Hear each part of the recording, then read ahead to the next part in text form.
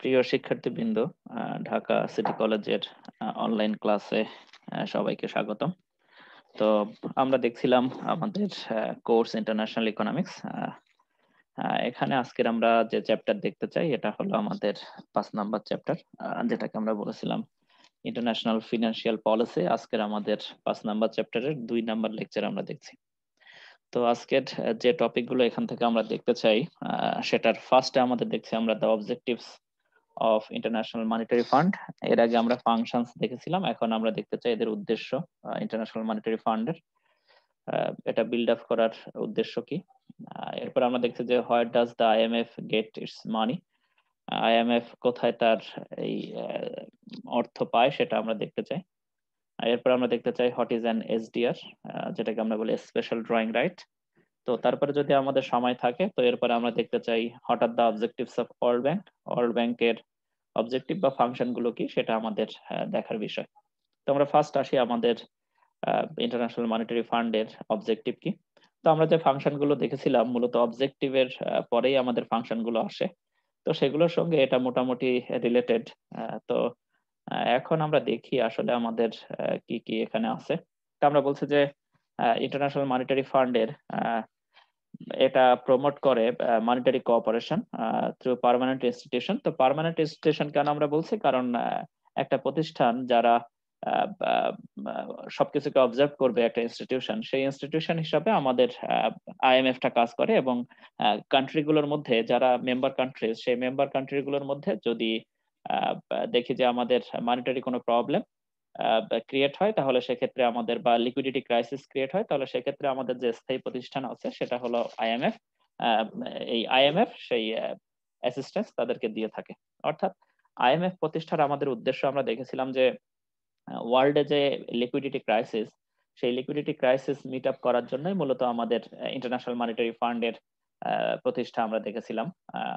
তো এই liquidity crisis মূলত কেন হয়, যখন আমরা ইন্টারন্যাশনাল ট্রেড করি তখন আমাদের লিকুইডিটি ক্রাইসিস আসে।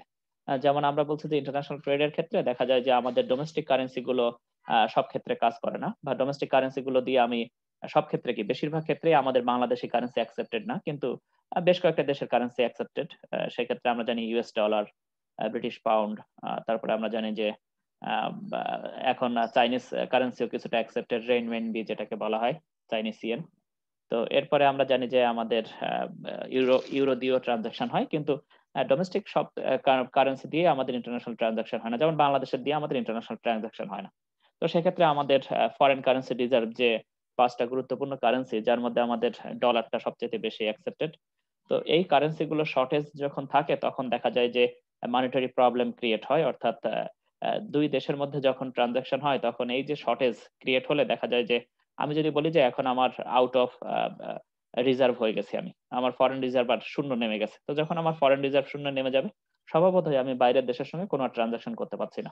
অর্থাৎ বাইরের দেশের থেকে আমার ইম্পোর্ট বা অন্যান্য রিলেটেড কোনো অ্যাক্টিভিটিসে আমি আর যুক্ত হতে পারছি না। ফলে সেক্ষেত্রে দেখা যাবে কি যে ডোমেস্টিক নানা রকমের প্রবলেম ক্রিয়েট হবে। কারণ আমাদের জানি যে যারা আমাদের পপুলেশন আছে তাদের এক্সপেকটেশন অনেক হাই, তাদের পারচেস ক্যাপাসিটি, তারা জিনিসপত্র, দ্রব্য, সেবা সামগ্রী ভোগ তারা কমাতে চায় না। ফলে দেখা যাবে কি ইন্টারন্যাশনাল একটা প্রবলেম ক্রিয়েট হয়। আবার আমি যদি বলি যে আমি যদি আউট অফ ফরেন রিজার্ভ হয়ে যাই, তাহলে সেক্ষেত্রে দেখা যাবে কি যে বিদেশের যেসব উন্নত দেশগুলো, যারা বেশিরভাগ ক্ষেত্রেই দেখা যায় যে এই যে আমাদের অনুন্নত বা উন্নয়নশীল দেশগুলোতে তাদের দ্রব্য সেবা সামগ্রী এক্সপোর্ট করে, তাহলে সেক্ষেত্রে তারা আর এক্সপোর্ট করতে পারবে না। ফলে তাদের ইকোনমিতে একটা স্লাগিশনেস চলে আসবে, অর্থাৎ তাদের ইকোনমি একটা স্থবির হয়ে যাওয়ার বা ইকোনমিতে যে একটা ধস নামার টেন্ডেন্সি দুদিক থেকে ক্রিয়েট হবে। আবার যদি আমি বলি যে আমার ডোমেস্টিক কান্ট্রি গুলো যখন বাইরের দেশ থেকে যখন র মেটেরিয়ালস নিয়ে আসতো ইম্পোর্ট করে, তখন তাদের ইন্ডাস্ট্রি গুলো ফ্লারিশ করতো। কিন্তু এখন যদি তার র মেটেরিয়ালস আনার ক্ষমতা কমে যায় তাহলে তার ইন্ডাস্ট্রি গুলো ফ্লারিশ করবে না। ফলে ইকোনমিতে একটা দেখছি আমরা যে নানা রকমের প্রবলেম ক্রিয়েট হবে, আনএমপ্লয়মেন্ট ক্রিয়েট হবে।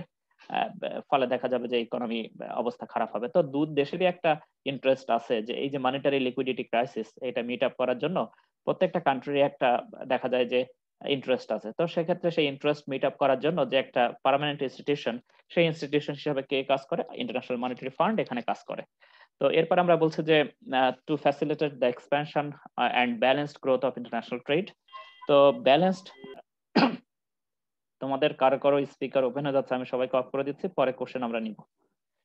তো এখন আমরা বলছি যে এখন আমরা বলছি যে ব্যালেন্সড গ্রোথ আর এক্সপেনশন বলতে আমরা কি বুঝি।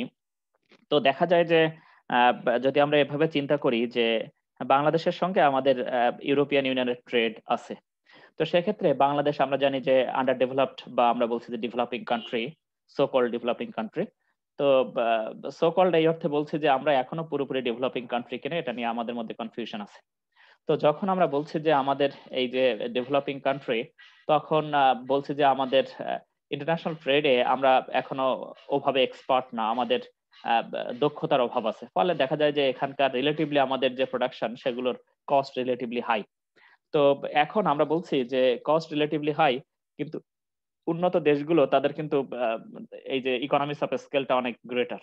তারা দীর্ঘদিন ধরে মার্কেটে আছে, তাদের কস্ট রিলেটিভলি কম।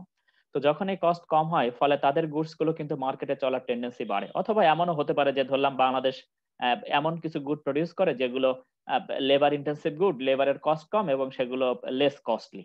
তো যখন এই লেস কস্টলি হয় তখন দেখা যায় কি যে যখন উন্নত দেশগুলোতে সে পাঠাতে চায় তখন তারা চিন্তা করে যে বাংলাদেশকে যদি আমি অ্যাক্সেস দেই তাহলে সে তো অনেক বেশি ভালো করতে পারে। ভালো করে শেষে দেখা গেল কি তাদের নিজের ইন্ডাস্ট্রি এমন ভাবে ফ্লারিশ করলো সে আর আমার উপরে তার ডিপেন্ডেন্সি নেই।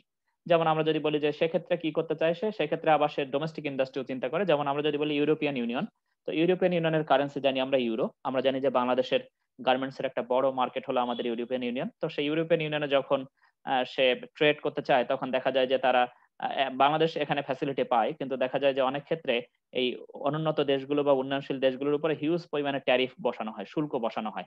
শুল্ক বসানো হলে কি হয় যে আমি যে পরিমাণ এক্সপোর্ট করতে পারতাম, অর্থাৎ আমার ডোমেস্টিক ইনকাম যেভাবে বাড়ার কথা ছিল সেটা কিন্তু আর বাড়ছে না, কারণ সে আমাকে রেস্ট্রিক্ট করে দিয়েছে যে কোটা আরোপ করার ফলে আমার গুডস এর প্রাইস বেড়ে গেছে ইউরোপিয়ান মার্কেটে। ফলে দেখা যাচ্ছে কি ইউরোপিয়ান মার্কেটে আমার ডিমান্ড কমে গেছে গুডস এর, গার্মেন্টস এর। ফলে দেখা গেছে কি সেক্ষেত্রে আমি ক্ষতিগ্রস্ত হতে পারি।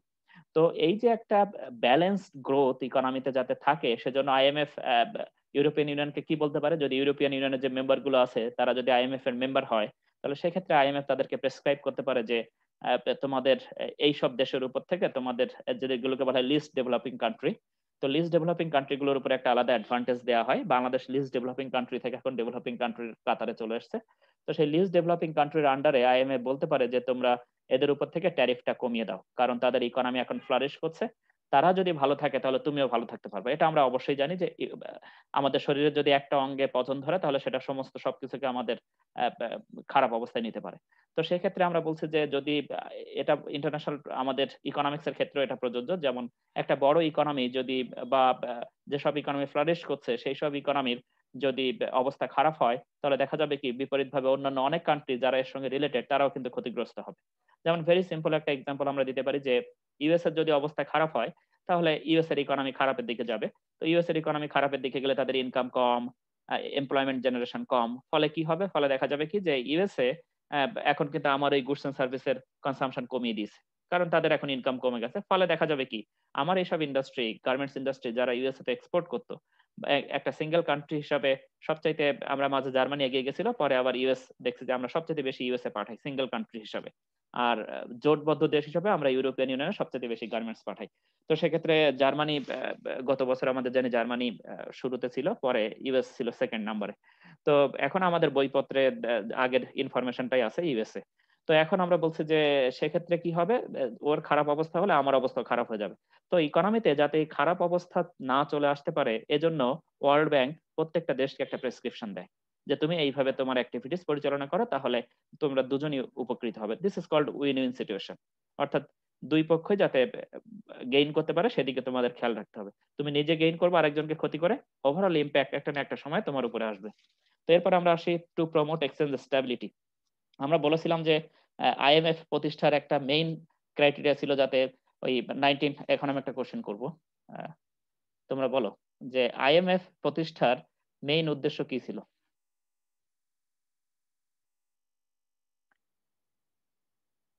বলো ঈশা, বলো। 1301। দ্রুত বলো, দ্রুত বলো, সময় নেই। আমি তোমাদের মুখ ওপেন করে দিয়েছি। 1301। হুম। আচ্ছা চৈতি বলো। স্যার কি বলবো? আমি কি কোশ্চেন করেছি আগে সেটা বলো। স্যার আইএমএফ প্রতিষ্ঠার মেইন উদ্দেশ্য কি স্যার, আপনি এটা জিজ্ঞেস করছেন? মেইন কারণ কি ছিল, মেইন উদ্দেশ্য কি ছিল? এই যে অবজেক্টিভ যেহেতু বলছি, তা মেইন উদ্দেশ্যটা কি ছিল?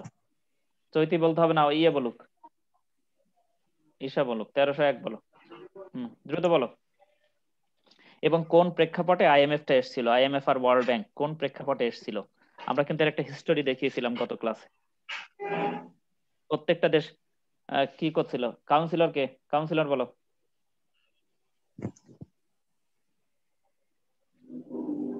স্যার তাদের কারেন্সির হিসাব নিকাশের জন্য। স্যার ওই যে সুজানা সেকেন্ড বলো। ওয়ার্ল্ড ওয়ারের পরে হুম। সবগুলা কান্ট্রি তাদের কারেন্সি ডিভ্যালু করে দিচ্ছিল। আর তাহলে এই এক্সচেঞ্জ রেট কি কারণে হচ্ছিল? এক্সচেঞ্জ রেট কি স্টেবল ছিল নাকি কমে কমে এক্সচেঞ্জ রেট কমিয়ে দিচ্ছিল?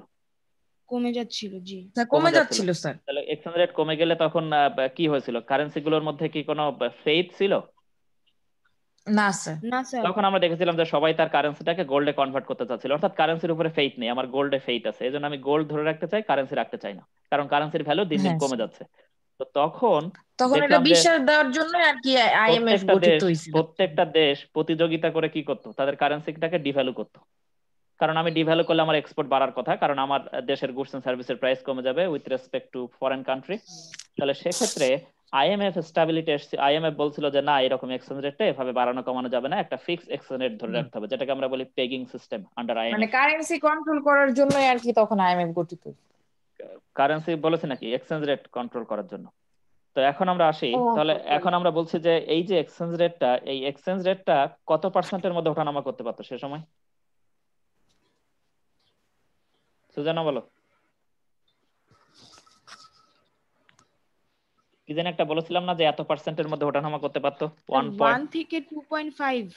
হ্যাঁ, এর মধ্যে প্রথমে ছিল 1.25, পরে বোধহয় 2.5 অ্যাকসেপ্টেড হয়েছিল আর কি। ইউএস এর জোরাজোরিতে তারা আবার এটা পরে করেছিল। তো তার জন্য আমার একটা ফরেন রিজার্ভ বা ডোমেস্টিক কারেন্সি রিজার্ভ প্রয়োজন হয় ওঠানামা করানোর জন্য, ঠিক আছে? কারণ তখন ওই রিজার্ভ না থাকলে আমি ডোমেস্টিক, আমি ইন্টারন্যাশনাল মার্কেটে আমি অপারেট করতে পারি না। যদি আমার ওই এক্সচেঞ্জ রেটটা একটা নির্দিষ্ট সীমার বাইরে রাখতে হয়, তাহলে আমাকে অবশ্যই ফরেন রিজার্ভ থাকতে হয়। তো এরপরে আমরা আসি, তাহলে আমরা বলছি যে এখানে আমাদের টার্গেটটাই হলো যে কারেন্সির ভ্যালুগুলো যাতে বেশি ওঠানামা না করতে পারে, অর্থাৎ কারেন্সির উপরে যাতে আমাদের ফেইথ কমে না যায়, সেজন্য এটা দেখা ভালো করবে কে? এটা আমাদের দেখবে হলো ইন্টারন্যাশনাল মনিটারি ফান্ড। তারপরে আমরা বলছি যে এই যে আমাদের ইন্টারন্যাশনাল ট্রানজাকশন, তো ইন্টারন্যাশনাল ট্রানজাকশন গুলো যে হয়, তখন আমরা বলছি যে এখানে আমাদের পেমেন্ট সিস্টেম দেখা যায় যে আমাদের ডলারের উপরে ফেইথটা একটা সময় বেশি থাকে আর কি, কারণ আমরা জানি যে আমেরিকার ইকোনমি, ইউএস ইকোনমি সহজে ধস নামবে না, সেহেতু ইউএস ইকোনমির উপরে ফেইথ আমাদের বেশি, এবং তারা ওয়ার্ল্ডে বেশিরভাগ ক্ষেত্রে তাদের ওয়ার্ল্ড জিডিপির একটা বড় অংশ, বৃহৎ অংশ তারা প্রোভাইড করে, অর্থাৎ তাদের পপুলেশনদের মাথাপিছু আয় বা গ্রস ডোমেস্টিক প্রোডাক্ট অনেক বেশি, তুলনামূলকভাবে তাদের স্ট্রেংথ অনেক বেশি। বর্তমানে আমরা চাইনিজদেরও দেখছি, ইউরোপিয়ান ইউনিয়নদেরও দেখছি, তারপরে এরকম বেশ কয়েকটা কান্ট্রি, এখন জার্মানিও দেখি আমরা, তো জাপানও দেখি আমরা, যে ওয়ার্ল্ডে এরা ইম্প্যাক্ট ফেলতে পারে। তো এই কান্ট্রিগুলোর কারেন্সিতে কিন্তু আমাদের একটা সময় ছিল যখন আমাদের শুধু ট্রেড হতো আমাদের ডলারে। তো এই ডলারের উপরে থেকে আমাদের আস্তে আস্তে দেখলাম যে মাল্টিলেটারাল সিস্টেম, অর্থাৎ শুধু একটা কারেন্সির উপরে যাতে চাপ না পড়ে, সেজন্য দেখা যাচ্ছে কি যে একজন আছে যে বলছে যে তুমি এই কারেন্সিতেও তুমি ট্রেড করতে পারো, যদি কোনো অসুবিধা হয়, তুমি যদি কোনো অসুবিধা ফেস করো, তাহলে সেক্ষেত্রে আমি তোমাকে অ্যাসিস্ট্যান্স দিব। তাহলে সেই যে কারেন্সি গুলো পরে আমরা দেখেছি যে আইএমএফ আমাদের অ্যাকসেপ্টেড কারেন্সি কি করেছে, তারা জাপানি ইয়েন করেছে, একসময় ফ্রান্সের ফ্রাঙ্ক ছিল, বর্তমানে 2015 সালে তারা চাইনিজ রেইনমেনবি কে তারা, যেটাকে আমরা চাইনিজ ইয়েন বলি, চাইনিজ রেইনমেনবি বলা হয় এটাকে, এটাকে তারা অ্যাকসেপ্ট করেছে। ইউরোপিয়ান ইউনিয়নের যেটা ছিল আমাদের, সেটাকে আমরা বলি যে ইউরো। তারপরে আমরা বলছি যে জিবিপি, গ্রেট ব্রিটেনের যে পাউন্ড, সেটাও তারা অ্যাকসেপ্ট করেছে। তো এভাবে 5টা কারেন্সিকে মূলত ইউএসএ এই ইন্টারন্যাশনাল মনিটারি ফান্ডের আন্ডারে মূলত অ্যাকসেপ্টেড কারেন্সি। আমি যে কোনো এই আমার যে কোটা থাকবে আর কি আইএমএফ এর আন্ডারে, সেটা আমি এই 5টা কারেন্সি যে কোনো কারেন্সিতেই রাখতে পারি। তো দেখা যাচ্ছে কি যে মাল্টিলেটারাল যে পেমেন্ট সিস্টেম, সেটা কিন্তু আমাদের এই ইন্ট্রোডিউস করেছে আইএমএফ, যেটা একটা সময় আমাদের ডলার বা এগুলোতেই ডলারে সীমাবদ্ধ ছিল, ডলার বা পাউন্ডেই বেশিরভাগ ট্রানজাকশন হতো, কিন্তু এখন বেশ কয়েকটা ইন্টারন্যাশনাল কারেন্সি তারা অ্যাকসেপ্ট করেছে, মাল্টিলেটারাল পেমেন্ট সিস্টেম এখানে অ্যাকসেপ্টেড। তো এরপর আমরা বলছি যে আহ, যদি আমাদের ব্যালেন্স অফ পেমেন্টে ডিসইকুইলিব্রিয়াম দেখা দেয়, তাহলে সেক্ষেত্রে কিভাবে এক্সপোর্ট বাড়ানো যায়, কিভাবে ইম্পোর্ট টাকে লেসেন কমানো যায়, অথবা ইম্পোর্ট কমানোর ক্ষেত্রে তারা খুব বেশি প্রেসক্রাইব করে না, কারণ আমরা জানি যে উন্নয়নশীল দেশগুলোর এই ব্যালেন্স অফ পেমেন্টে প্রবলেম থাকে এবং তারা ইম্পোর্ট করে বেশিরভাগ ক্ষেত্রেই দেখা যায় যে উন্নত দেশগুলো থেকেই, কারণ তাদের র ম্যাটেরিয়ালস থেকে শুরু করে যেগুলো বিলাসজাত দ্রব্য বেশিরভাগটাই তারা ইম্পোর্ট করে উন্নত দেশগুলো থেকে। এমনও জানি যে আমরা রাশিয়া থেকেও বাংলাদেশ একটা সময় খাদ্য নিয়ে আসতো। এখন কি অবস্থা সেটা আমরা পুরোপুরি জানি না, অনেকদিন আমরা রাশিয়ার খাদ্য আমদানি আমরা শুনি না। তো দেখা যাচ্ছে কি যে এই সব জায়গায় যদি ব্যালেন্স অফ পেমেন্টের ডিসইকুইলিব্রিয়াম হয়, কারণ আইএমএফ আমরা জানি যে উন্নত দেশগুলোর হয়ে বেশিরভাগ সময় কাজ করে, যদিও তারা উন্নত দেশগুলো বা উন্নয়নশীল দেশগুলোর হয়ে কাজ করার কথা, কিন্তু তারা বেশিরভাগ স্বার্থ দেখে ওই পক্ষের আর কি। তো সেক্ষেত্রে আমরা বলছি যে এই যে ডিসইকুইলিব্রিয়াম যদি থাকে তাহলে দেখা যায় যে কিভাবে এটা কমানো যায়, এক্সপোর্ট কিভাবে বাড়ানো যায়, তার জন্য তারা পলিসি প্রেসক্রাইব করতে পারে। অর্থাৎ বলতে পারে যে তুমি একটা দুটো গুডস এর উপরে ডিপেন্ডেন্ট না হয়ে তুমি ডাইভার্সিফাই করার চেষ্টা করো, তার জন্য যে যে অ্যাসিস্ট্যান্স লাগে সেটা আমি তোমাকে দিব।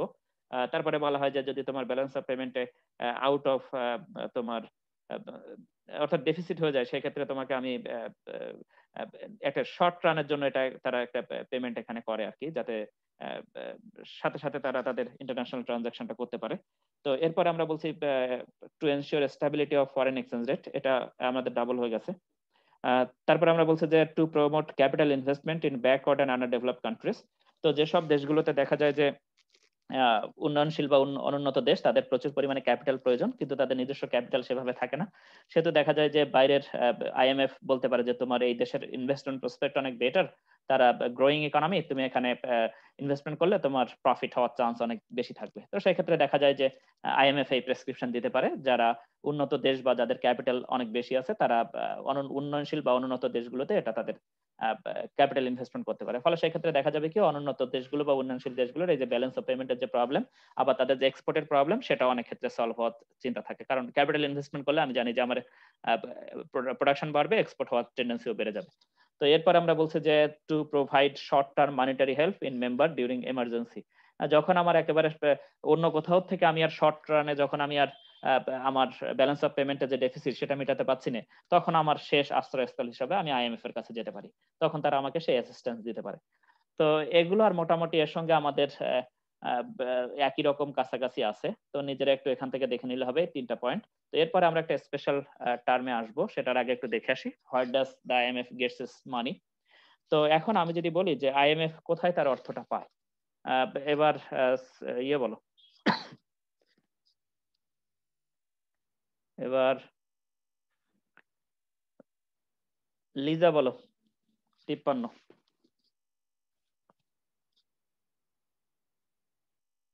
আইএমএফ তার অর্থটা কোথায় পাবে? তার যে একটা নির্দিষ্ট লিকুইডিটি তার কাছে থাকে, international liquidity crisis meet up করার জন্যই আপনার আসছে আর কি, আন্তর্জাতিক বাণিজ্যের যে লিকুইডিটি ক্রাইসিস ক্রিয়েট হয় সেই হিসাবে তার জন্ম হয়েছে। তো সেই ইন্টারন্যাশনাল ট্রেডের ক্ষেত্রে যে সমস্যাগুলো ক্রিয়েট হয় ব্যালেন্স অফ পেমেন্টে, তো সেখান থেকে এই যে ব্যালেন্স অফ পেমেন্টের যে ডিসইকুইলিব্রিয়াম, এটা মেটানোর জন্য আইএমএফ কোথায় অর্থ পায়, অথবা কারেন্ট অ্যাকাউন্ট বা ক্যাপিটাল অ্যাকাউন্টের যে ডিসইকুইলিব্রিয়াম সেটা মেটানোর জন্য আইএমএফ ডেফিসিট, সেটা মেটানোর জন্য আইএমএফ কোথায় তার অর্থটা পায়, আইএমএফ এর কাছে কিভাবে সাহায্যটা পায়, আইএমএফ এর এই অর্থটা কোত্থেকে আসে? এই কথা বলছে না কেন 53? ওকে ক্লাসে নেই নাকি?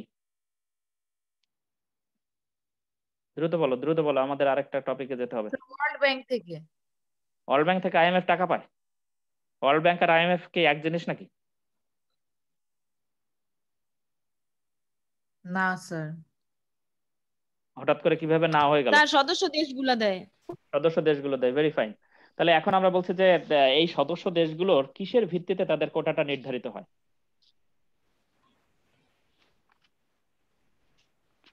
বলো, সদস্য দেশগুলোর কিসের ভিত্তিতে তাদের কোটাটা নির্ধারিত হয়? তাদের কারেন্সির ভিত্তিতে। একটা দেশের কারেন্সি দিয়ে কি যায় আসে? তাদের সক্ষমতার ভিত্তিতে, অর্থাৎ তাদের জিডিপি কেমন, তাদের ইন্টারন্যাশনাল ট্রেড কেমন, এই সব ভিত্তিতে একটা দেশের মূলত আমাদের এই আহ, কি পরিমাণ কোটা থাকবে সেটা নির্ধারিত হয়।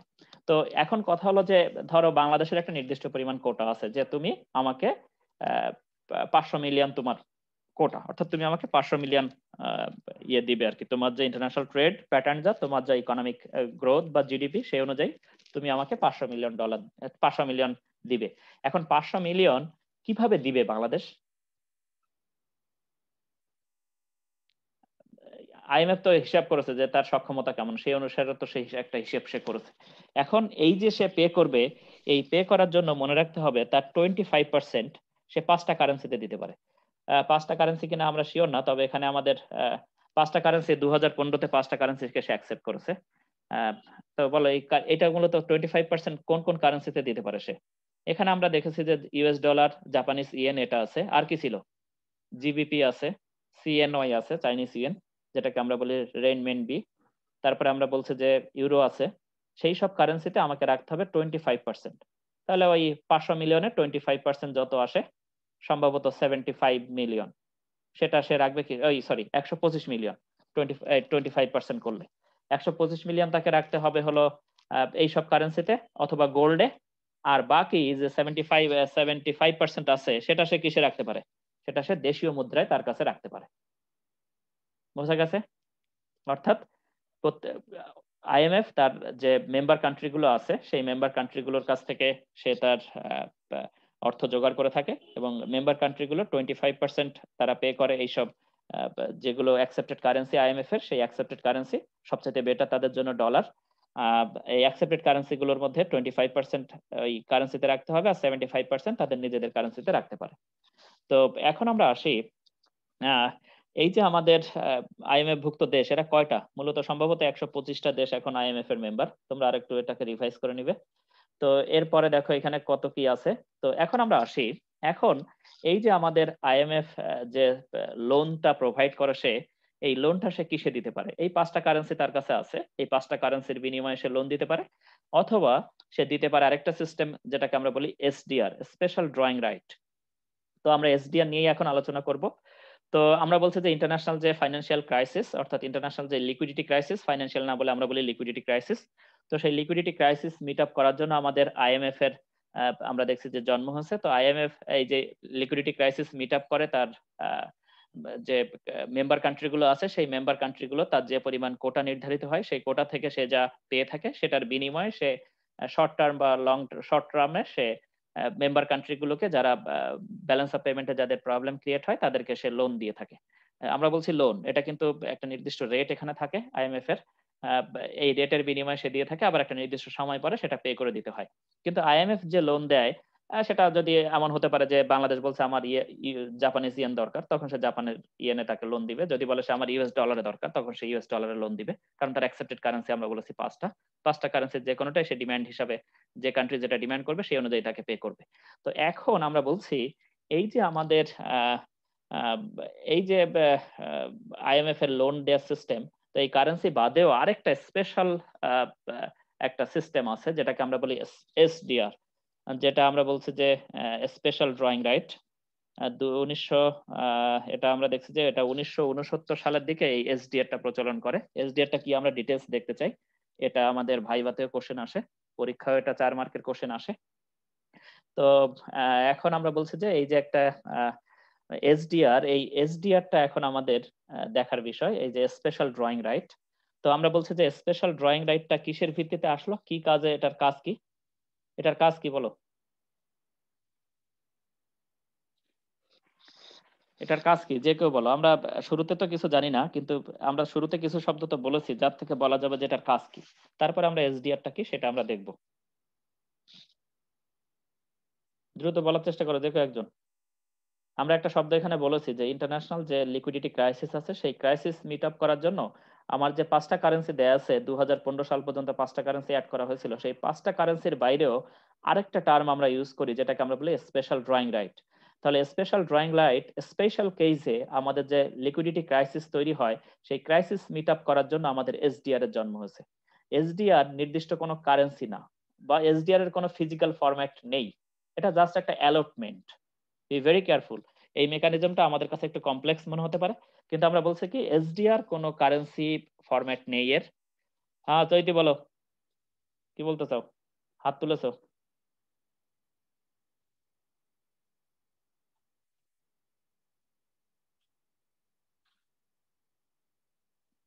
আচ্ছা, আনমিউট করতে পারছো না? ওয়েট, আমি তো ওপেন করে দিই। ও হ্যাঁ, এবার খুলতে পারবা, হ্যাঁ বুঝতে পেরেছি। তো এখন আমরা আসি, এবার এখন মিউট করতে পারবা। কিন্তু মিউট করার দরকার নেই যদি কোশ্চেন না থাকে।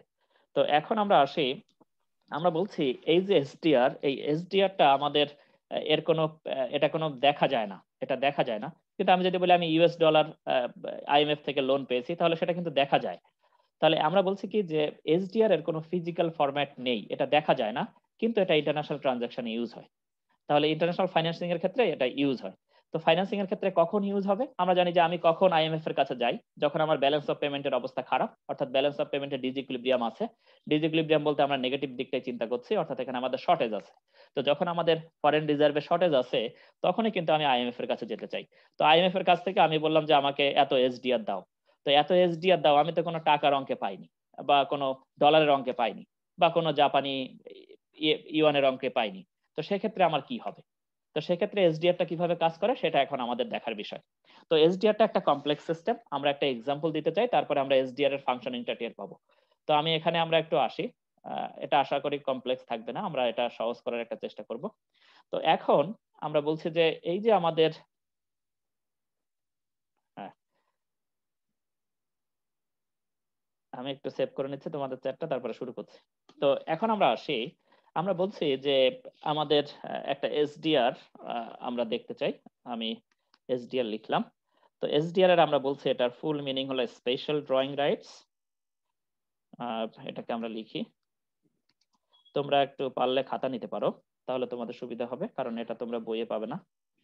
আমি এটা কোন বইয়ে পাওয়া যাবে সেটা আমি বলে দিচ্ছি, তোমাদের যে বইগুলো আছে সেখানে এটা নাই। তো আমরা বলছি স্পেশাল ড্রয়িং রাইটস। তো এবার আমরা বলছি যে এই যে স্পেশাল ড্রয়িং রাইট, এটা কিন্তু কোনো কারেন্সি না, বা এটা ক্লেম করা মানে এটা ওভাবে কোনো ইয়ে না আর কি, যে এটার কারেন্সি হিসাবে কাজ করে, অর্থাৎ অন্য কোনো ইয়েতে আইএমএফ কে এটা পে করা হয় না। এই স্পেশাল ড্রয়িং রাইটস যেটা, সেটা শুধুমাত্র হোল্ড করার ক্ষমতা আছে আইএমএফ এর, এটা অন্য কোনো কেউ হোল্ড করতে পারবে না। তাহলে যদি অন্য কোনো কেউ হোল্ড করতে না পারে, তাহলে অন্য কারেন্সিকে কি অন্য কেউ হোল্ড করতে পারে ইন্টারন্যাশনাল ট্রানজাকশনের ক্ষেত্রে? তাহলে আমরা বলছি কি এটার হোল্ড করবে শুধুমাত্র আইএমএফ, হোল্ড করতে পারে শুধুমাত্র আইএমএফ, এটা অন্য কেউ এই কারেন্সি হোল্ড করতে পারবে না। এবার বলো এটা শুধুমাত্র কার আন্ডারে থাকবে? আন্ডার আইএমএফ, এটা আইএমএফ এর আন্ডারে থাকবে। তো এখন আমি যদি বলি যে তাহলে কি অন্য কারেন্সি হোল্ড করা যায়? অন্য কারেন্সি কি হোল্ড করা যায়? স্যার অন্য কারেন্সি কে হোল্ড করবে? আইএমএফ? আইএমএফ বা অন্য কোনো কান্ট্রি? জি আমি স্যার, কি হোল্ড ডলার তো হোল্ড করা করতে পারি? যাবে। আমি কি ডলার হোল্ড করতে পারি না? জি অবশ্যই হ্যাঁ। হোল্ড ডলারের হোল্ড করা করতে যায়। পারি, কিন্তু এই যে স্পেশাল ড্রয়িং রাইট যেটা এসডিআর, সেই এসডিআর এর হোল্ডিংসটা কিন্তু শুধুমাত্র আইএমএফ এর কাছে থাকবে। IMF বোঝা গেছে? এবং এই আইএমএফ এর কাছে থাকবে, কিন্তু তার একটা আবার বেসিস থাকবে, যে একটা ডিস্ট্রিবিউশনের লিস্ট থাকবে, যে কোন কান্ট্রিকে কতটুকু আমি এই কোটা হিসাবে ডিস্ট্রিবিউট করব। তো দেখা যাবে কি যে যেমন ধরলাম আমরা আইএমএফ তার একটা নির্দিষ্ট ইস্যু করেছে কোটার ভিত্তিতে প্রত্যেকটা কান্ট্রির হিসাব করে, সরি 225 মিলিয়ন, আমরা একটা এক্সাম্পল নিচ্ছি, আমি একটা বই থেকে এক্সাম্পল নিচ্ছি, আমি বলে দিব পরে বইয়ের নামটা। 225 মিলিয়ন সে এসডিআর ইস্যু করেছে। ওকে, তো এখানে যখন সে এসডিআর ইস্যু করেছে, তখন সে তাহলে এটা কিন্তু শুধুমাত্র আইএমএফ এর ফাংশন হিসাবে কাজ করে, এটা অন্য কেউ হোল্ড করতে পারে না। তো সেটা কিভাবে এখন তাহলে হোল্ড করতে পারে না, কিন্তু সেটা আবার পেপার কারেন্সিও না, তাহলে সেটা আবার কি, কিভাবে সেটা ইন্টারন্যাশনাল ট্রানজাকশনে আসে? তো ধরলাম সেই ট্রানজাকশন হিসাবে সে এখানে ডিস্ট্রিবিউট করা আছে, ধরলাম 3টা কান্ট্রি আমরা নিচ্ছি। একটাকে আমরা নিলাম মালয়েশিয়া, আমি পুরোটা লিখছি না, আমি এরকম লিখলাম, এটার বানানটা হলো মালয়েশিয়া বানান কি, MALAY সামথিং, YISIA, মালয়েশিয়া। আচ্ছা নিজের এটা দেখে নিলেই হবে। আমরা একটা কান্ট্রি নিলাম মালয়েশিয়া।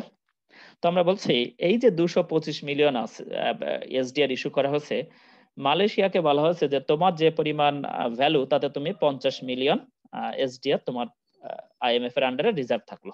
ওকে, তাহলে এটা কিন্তু আইএমএফ এর আন্ডারে, এটা কিন্তু আমি হোল্ড করতে পারি না, আমার নিজের কাছে কিন্তু এটার হোল্ডিংস নেই, বা হোল্ড করার ক্ষমতা আমার নেই। এখন আমরা আসি, এবার বলছে যে আমাদের আরেকটা কান্ট্রি আমরা নিলাম, যেটাকে আমরা বললাম ইউনাইটেড স্টেটস অফ আমেরিকা। তো বলা হলো যে ইউএসএ তোমার সক্ষমতা আছে ভালোই, তো তোমাকে আমি 150 মিলিয়ন দিলাম। সরি, এখানে আমরা একটু ভুল করে ফেলেছি, আমরা তার 100 মানে এই পরিমাণ অর্থ কি আইএমএফ ওদের দিচ্ছে? আমরা কিছুই জানি না, আমি পরে বলছি। এটা তাদের আন্ডারে ইস্যু করা হয়েছে। ওকে, এরপরে আমরা আসি, আমরা পরে বলছি। এরপর আমরা আরেকটা দেশ নিলাম, যেটাকে আমরা বললাম ফ্রান্স। ফ্রান্স ফ্রান্সকে আমরা বললাম যে তোমার 75 মিলিয়ন এসডিআর আছে, তোমার আন্ডারে ইস্যু করা হয়েছে। তো এখন কথা হলো, আমার তো একটা নির্দিষ্ট পরিমাণ রিজার্ভ আমার আইএমএফ এ আছে, আমার অর্থনীতির একটা সক্ষমতা আছে, আমার ইন্টারন্যাশনাল ট্রানজাকশন আছে, সেই অনুযায়ী আমাকে এই আইএমএফ এই এসডিআর গুলো ইস্যু করেছে। কত মিলিয়ন এসডিআর ইস্যু করেছে সে? সক্ষমতা অনুযায়ী কথা বলতে হবে, কথা না বললে আমি বুঝতে পারবো না। 225 225 মিলিয়ন সে এসডিআর ইস্যু করেছে। এখন সে এসডিআর গুলো বন্টন করতে হবে, কারণ ইস্যু করে আমি শুধু শুধু কি করব? কারণ এগুলো তো কারোর আন্ডারে থাকতে হবে, তা নাহলে তার সক্ষমতা আমি বুঝবো কি করে? সব কি বাংলাদেশের হবে নাকি? সব কি আইএমএফ এর? আইএমএফ এর তো শুধু একার হয়ে কাজ নেই। তাহলে আমরা বললাম কি, 3টা কান্ট্রিকে সে ডিস্ট্রিবিউট করেছে এভাবে। মালয়েশিয়া পাবে 50 মিলিয়ন, ইউএস পাবে 100 মিলিয়ন, আর ফ্রান্স পাবে 75 মিলিয়ন। ওকে, এবার আমরা বলছি যে এবার আমরা দেখি, তাহলে এটাকে আমরা একটু নিয়ে নেই। এখানে আমরা বললাম 3টা কান্ট্রি, আমরা একটু লিখে নেই। আমরা বলছি এখানে আমাদের দেয়া আছে একটা, সাপোজ একটা মালয়েশিয়া, আরেকটাকে আমরা বলছি কোন দেশ নিয়েছি? ইউএসএ। ইউএসএ একটা নিয়েছি, আরেকটাকে আমরা বললাম এটা হলো আমাদের কোন দেশ নিয়েছিলাম? কথা বলতে হবে। ফ্রান্স। ফ্রান্স। এই পুরোটা লিখতে আচ্ছা না, একটা এফ লিখলেই হতো। এবার আমরা বলছি যে তাহলে আমাদের ফার্স্ট রোতে কি আসে, আমরা দেখি এখানে ফার্স্ট রোতে আমাদের কি আসে। রো 1 বলছি আমরা। রো একে আমরা ডিস্ট্রিবিউট করেছি, কাকে কতটুকু দিয়েছি?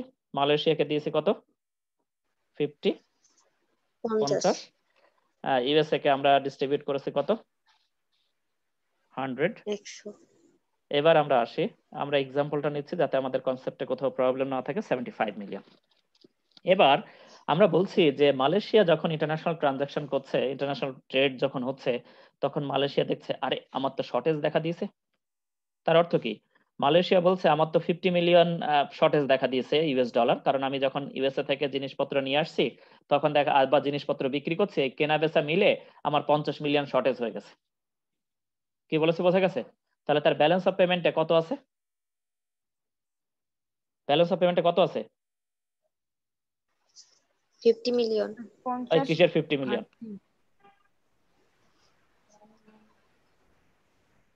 কিসের 50 মিলিয়ন হয়? তার যদি 50 মিলিয়ন যদি মাইনাস থাকে,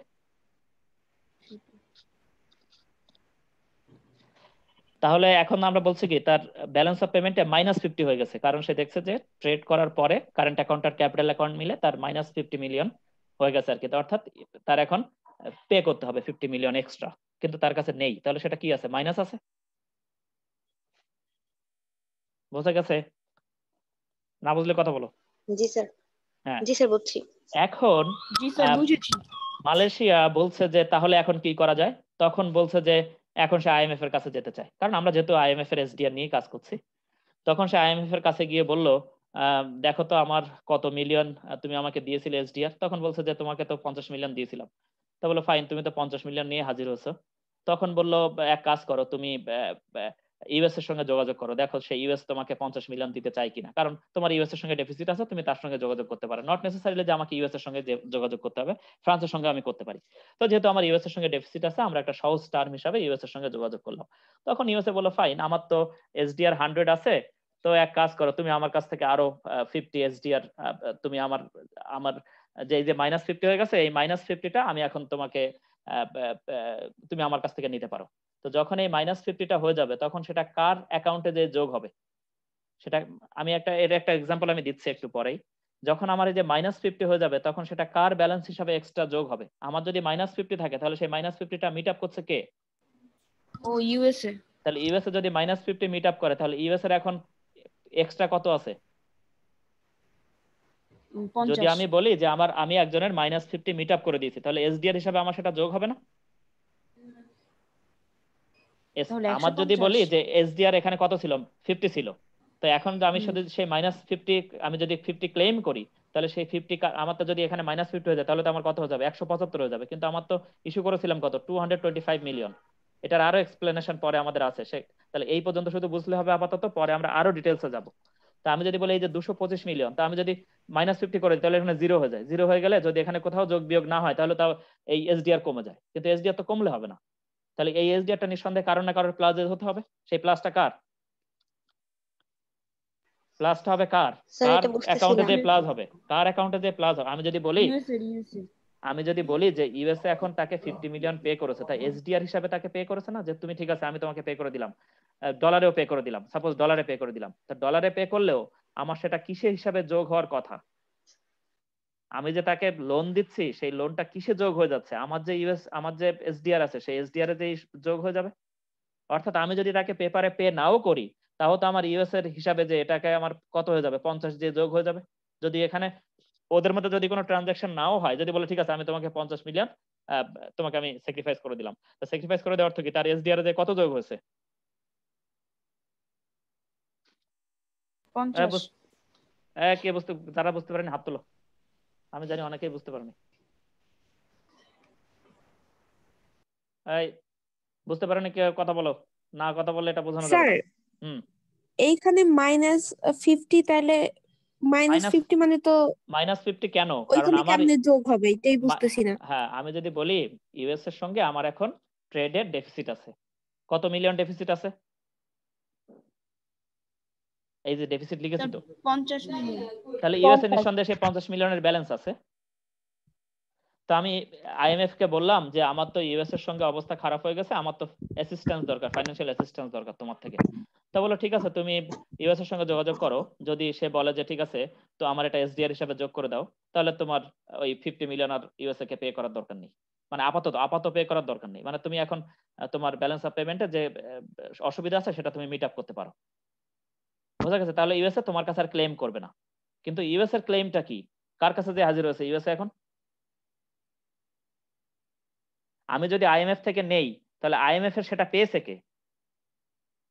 আমি তো বলেছি যে এসডিআরটা কোনো পেপার কারেন্সি না, এটা জাস্ট আমাদের একটা, এটা পেপার না কিন্তু এটা কারেন্সির মতো কাজ করে।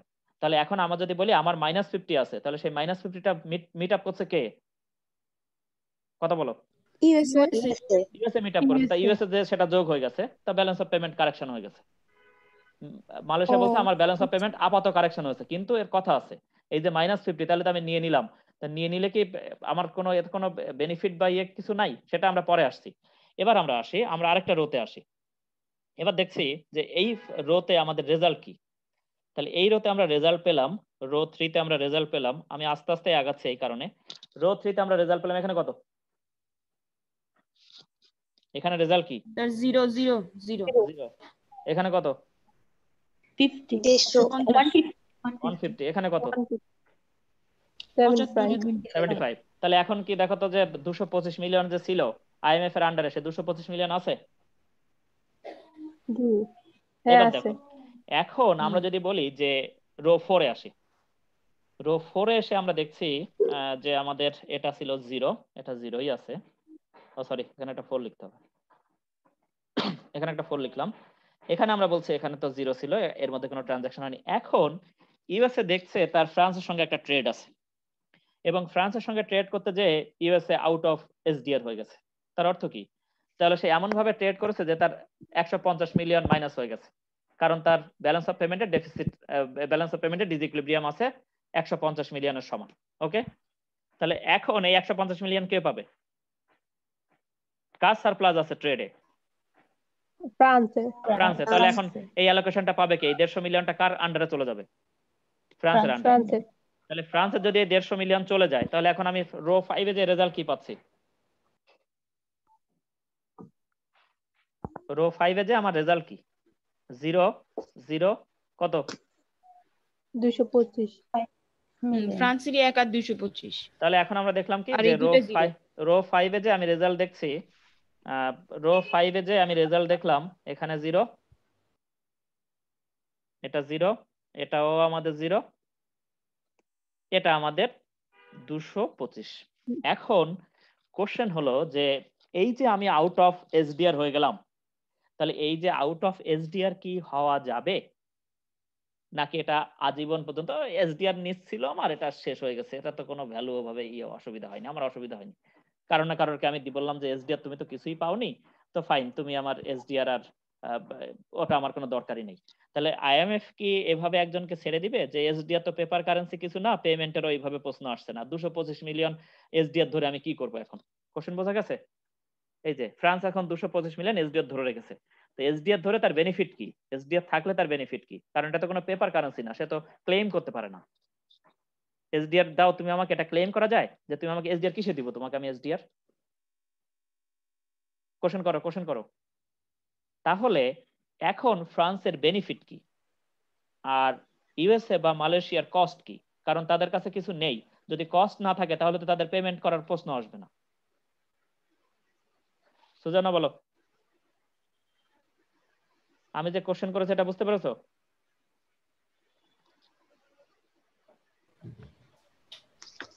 স্যার বুঝতে পারছি। আমি যে কোশ্চেনটা করেছি সেটা কোথায় বুঝতে পারিনি? আমি বলছি যে ধরো মালয়েশিয়ার 50 মিলিয়ন ছিল, এখন নেই, তো মালয়েশিয়া বলছে এটা তো আর গোল্ড কিছু না, ডলার কিছু না, এটা তো পেমেন্ট, কি পেমেন্ট? এসডিআর তো পেমেন্টের সিস্টেম নাই, এসডিআর তো কোনো পেপার কারেন্সি না, গোল্ড না, ঠিক আছে? ইউএসএ বলছে ফাইন, আমারও 150 মিলিয়ন ছিল, আমি খেয়ে শেষ করে দিয়েছি ফ্রান্স থেকে। কিন্তু কিন্তু ফ্রান্স তো বলছে যে আমি তো তোমাকে বেশি বেশি জিনিসপত্র দিয়েছি, গুডস দিয়েছি, তুমি তো খেয়েছো, কিন্তু এখন তো তুমি আমাকে কিছু পে করতে চাও না। আমি 225 মিলিয়ন এসডিআর, এটা আসলে কি? এসডিআর তো কোনো পেপার কারেন্সি না। তাহলে এই যে এসডিআরটা 225 মিলিয়ন, এই এসডিআর ইস্যু কেন করা হলো এবং এই এসডিআরটা হোল্ড করলে আমার বেনিফিট কি বলো? আমার কোনো ডলার বা ইউয়ান বা ইয়েন বা ইউরোতে কোনো কিছুতে আমার রাখতে হয়নি, কিন্তু আমি ইন্টারন্যাশনাল ট্রানজাকশন করেছি, ট্রানজাকশন তো হয়েছে, এসডিআর দিয়ে ট্রানজাকশন হয়েছে না? তাহলে কি যে তাদের কারেন্সিটা বাড়ে এরকম কিছু হয়? এবার আমি যদি বলি যে তাহলে ইউএসএ নিঃসন্দেহে এখানে একটা কস্ট বসাতে হবে, যদি কস্ট না বসানো হয় তাহলে কিন্তু ওদের কোনো মাথা ব্যথা থাকবে না, ওই এসডিআর ওটা তো আমার কোনো সমস্যা নেই, আমার তো ডলার কোটা হিসাবে আছেই। তাহলে সবসময় মনে রাখতে হবে এই যে আমাদের যে এসডিআর ইস্যু করা হয়েছে, এই যখন এসডিআর এর মাধ্যমে ট্রানজাকশন হবে তখন যে কান্ট্রির মাইনাস আছে, যে কান্ট্রির নেগেটিভ আছে, যেমন মালয়েশিয়া যদি 50 মিলিয়ন নেগেটিভ হয়, তাহলে এর জন্য ফ্রান্সকে তাদের একটা বেনিফিট পে করতে হবে। সেই বেনিফিটটা কি? ইন্টারেস্ট। আমি যদি এই 50 মিলিয়ন যদি আমি নিয়ে নেই, তাহলে 50 মিলিয়নের জন্য আমার একটা ইন্টারেস্ট আছে যেটা ওঠানামা করবে। এই 50 মিলিয়নের জন্য যে ইন্টারেস্ট দিতে হবে সেই ইন্টারেস্ট রেটটা সেট করা আছে, সেই ইন্টারেস্ট রেটটা কত থেকে কতের মধ্যে ওঠানামা করে? এখন 1.5 থেকে 5% এর মধ্যে ওঠানামা করে, 5% এর বেশি আবার ইন্টারেস্ট রেট হবে না। তাহলে ফ্রান্স যে এই যে 225 মিলিয়ন ধরে রেখেছে, সে কত মিলিয়নের সমান ইন্টারেস্ট পাবে? দ্রুত বলো, কথা বলো না কেন? 5% পাবে ইন্টারেস্ট ফ্রান্স? 5% ইন্টারেস্ট পাবে, কিন্তু কত মিলিয়ন থেকে সেই 5% পাবে? ওই যে 225 মিলিয়ন থেকে। কেন 225 মিলিয়ন থেকে পাবে? এই যে 150 মিলিয়ন। ও, কারণ সে 150 মিলিয়ন কে কে পে করবে তাদেরকে? মালয়েশিয়া আর ইউএসএ কি 225 মিলিয়ন ধরে রেখেছে নাকি 150 মিলিয়ন এই তার কাছ থেকে ধার নিয়েছে? 150 মিলিয়ন। তাহলে 150 মিলিয়নের সমান সে ইন্টারেস্ট পাবে, তার তো নিজেরই অ্যালটমেন্ট 75 মিলিয়ন, তার থেকে তো ইন্টারেস্ট কে পে করবে? ইন্টারেস্ট পে করবে মালয়েশিয়া আর ইউএসএ। কাকে? ফ্রান্সকে।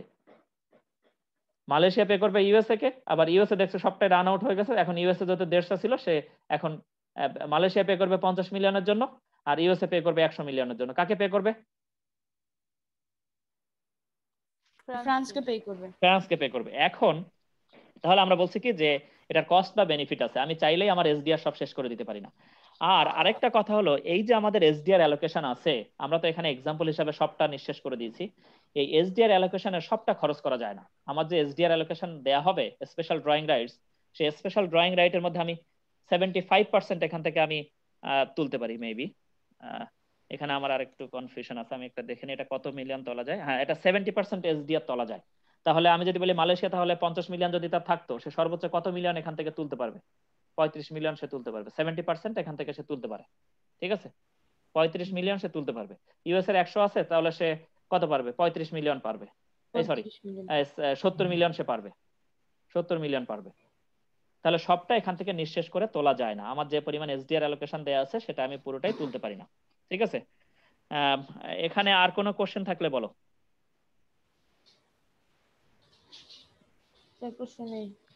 কোশ্চেন থাকলে বলো। তাহলে আমরা বলছি কি যে এই যে এসডিআর, এটা আমাদের ইন্টারন্যাশনাল ট্রানজাকশনে কাজ করে এবং এটা স্পেশাল ড্রয়িং রাইট। এটার ইয়েটা হলো যে এটা স্পেশাল কেসের জন্য এটা করা হয় এবং দেখা যায় যে এখানে আমাদের পেপার কারেন্সি বা এরকম আমাদের যে কারেন্সিতে ট্রানজাকশন হয় গোল্ড, এগুলো আমাদের দরকার নেই, কিন্তু এটা ট্রানজাকশনের কাজে ব্যবহৃত হয়।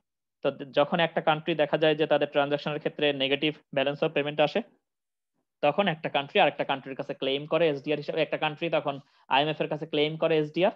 যদি কান্ট্রিরা সম্মত হয় তখন তাদের মধ্যে এসডিআর রিঅ্যালোকেশন হয়, এবং এই যে রিঅ্যালোকেশন হয় যারা মাইনাস হয় তার জন্য তাদেরকে ইন্টারেস্ট পে করতে হয়, যারা প্লাস কান্ট্রি অর্থাৎ এসডিআর যারা প্লাস থাকে তাদেরকে তাদের পে করতে হয়।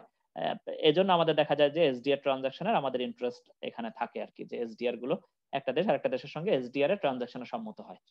আর দেখা যায় যে এসডিআর যে পরিমাণ অ্যালোকেশন থাকে সেই এসডিআর এর অ্যালোকেশনের মধ্যে আমাদের 70% আমরা ট্রানজাকশন করতে পারি, এর ফুল আমাদের ট্রানজাকশন করার ক্ষমতা নেই আর কি।